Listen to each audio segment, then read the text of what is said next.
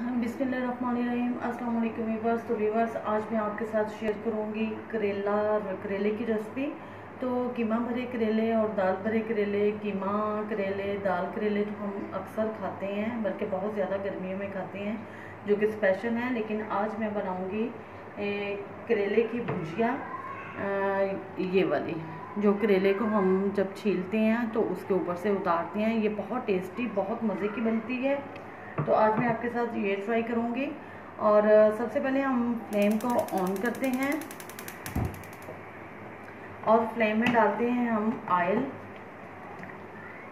बिस्मिल्लाहिर्रहमानिर्रहीम। तो ऑयल हमने डाल दिया। जैसे ही ऑयल गर्म होगा तो मैं इसमें ये जो करेले के छिलके उतारे हुए हैं इनको डालूंगी। ऑयल गर्म हो चुका है और अब मैं इसमें डालती हूँ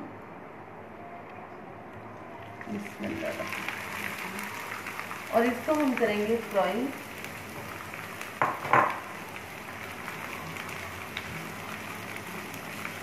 इसको हमें इतना फ्राई करना है कि इसका कलर जो है वो चेंज हो जाए।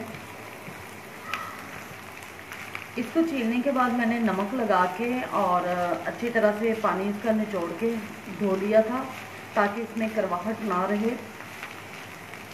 और अब हम इसको अच्छी तरह से फ्राई करेंगे।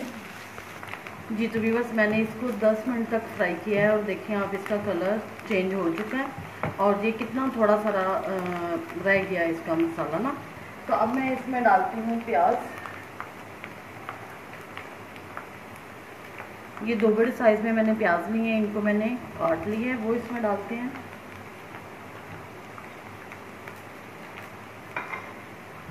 और इसको अच्छी तरह से मिक्स करते हैं।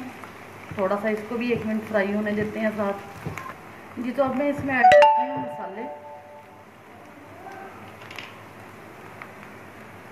हाफ टी स्पून में इसमें नमक का डालती हूँ।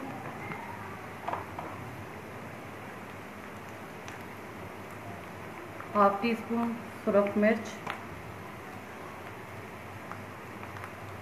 थोड़ी सी हल्दी,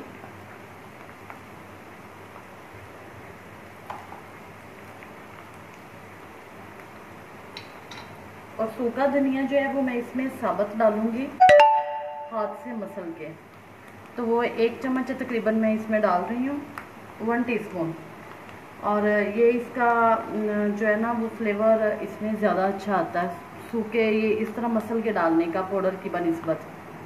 इसको मिक्स करते हैं अच्छी तरह से।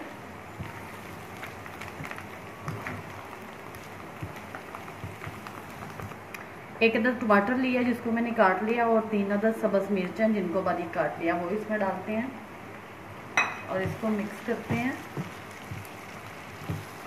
2 मिनट के लिए अब हम इसको हल्की आंच पे दम पे लगाते हैं। और ये रेडी है हमारी रेसिपी। थोड़ा सा ज़ीरा पाउडर मैंने इसमें ऐड किया है, गरम मसाला हम इसमें नहीं डालेंगे क्योंकि ये पहले ही करेले बहुत गर्म है। और ये इसका टमाटर, सब्ज़ मिर्च, प्याज थोड़ा सा इसी तरह से कच्चा कच्चा रहेगा। इसको हमने टोटली जो है वो कुक नहीं करना। तो अब मैं आपको इसकी फ़ाइनल लुक दिखाती हूँ। ये तकरीबन रेडी है और बहुत मज़े की है। आप इसको पराठे के साथ या तंदूर की रोटी के साथ बहुत मज़े से खा सकते हैं। जी तो अब मैं इसको डिश आउट करती हूँ। ये देखिए प्लेट में। और यकीन करें, ये बहुत ही मज़े की भुजिया बनती है।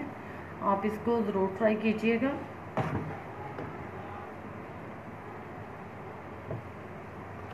जी तो ये है इसकी फ़ाइनल लुक। मेरे चैनल को लाइक, शेयर और सब्सक्राइब करना मत भूलिएगा। दुआओं में याद रखिएगा। अल्लाह हाफ़िज़।